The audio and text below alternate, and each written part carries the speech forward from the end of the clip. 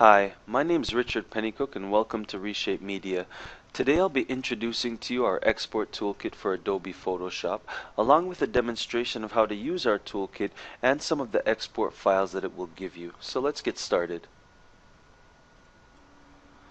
Once you extract our toolkit, what you'll find is our Adobe Photoshop extension along with our license, some samples and examples to get you started.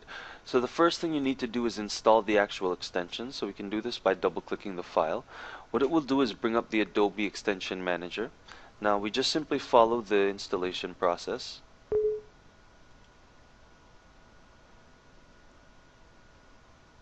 You'll know it's successful when you see the enabled and you see a check mark, so we can just simply close the Extension Manager. The next thing we need to do is open up Adobe Photoshop. Once you have Photoshop open, you won't really see any changes, so we need to actually enable the panel. So we go to Extensions and the Photoshop Toolkit, and you'll see that it'll bring the panel up on the right hand side, or depending on your layout itself. Our export toolkit for Adobe Photoshop will allow you to export your Photoshop files to Flash, ActionScript, and MXML full code, along with HTML and CSS support. Now we also export to sprite sheets for XML and JSON, as well as allow you to do smart guides. We also export icon sets and also do watermarking. So let's do a demonstration.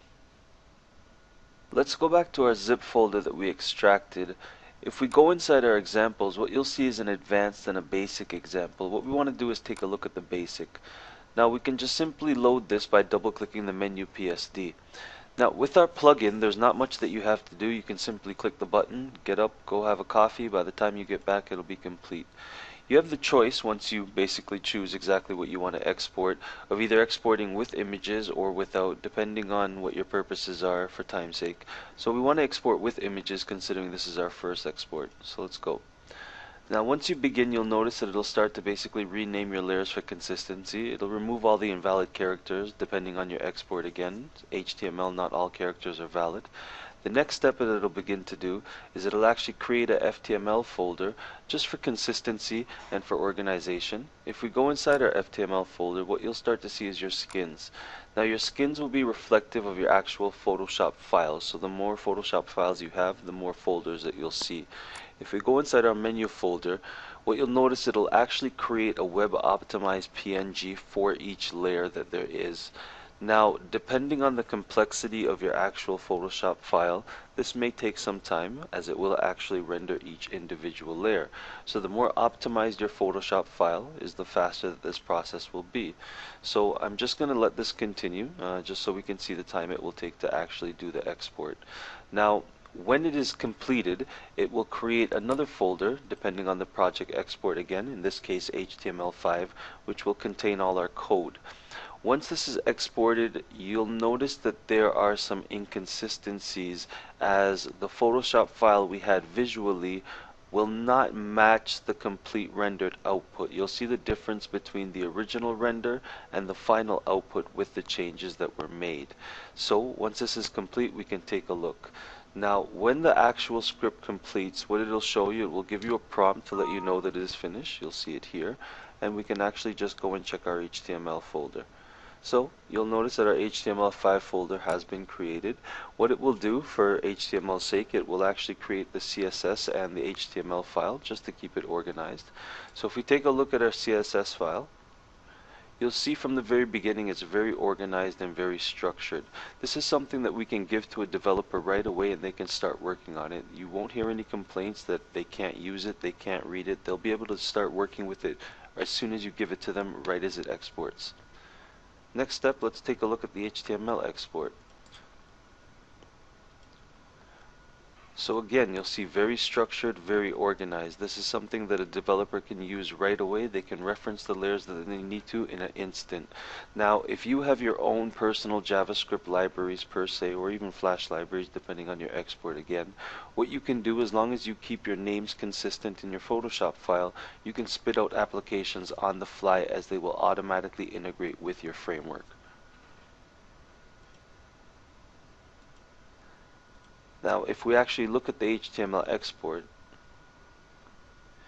you'll see off the bat that the final it actually matches the graphic that we have in our Photoshop file, but our original doesn't. So let's take a look at why. You'll see again, this is our actual Photoshop graphic.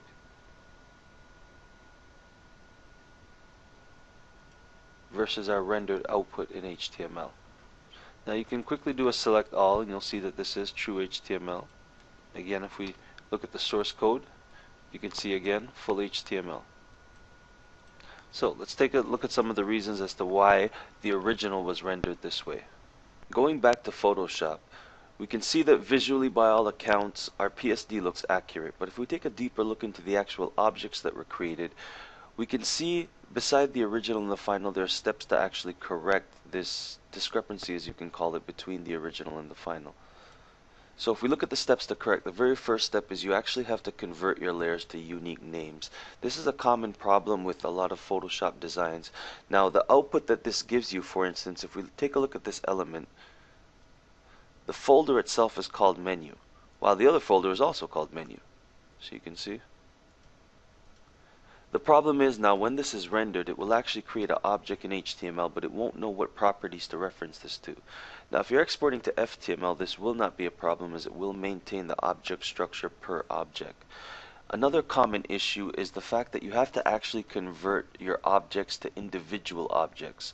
Now from a design perspective, although you actually want 4 buttons, design-wise you could simply create an individual text box, which is what was done here, and simply add your text into the actual layers. Now visually this will be accurate and actually come out the way you want it to look. The problem is when this is actually exported now to code, it will do exactly what you did, which is create a single text box, and you will end up having this effect. A single text box with text, which is exactly what you wrote. The simple way to fix this is to actually create an individual text object. Once this is done, what this will do is actually export each individual text object. So from a developer's perspective, if there are 4 buttons that you wish to use, now they have 4 buttons rather than a single text box to use. So you'll see these 2 common problems. Basically, as long as you follow these steps, you'll be able to fix 99% of the Photoshop designs that you have and export them exactly the way that you want them to look.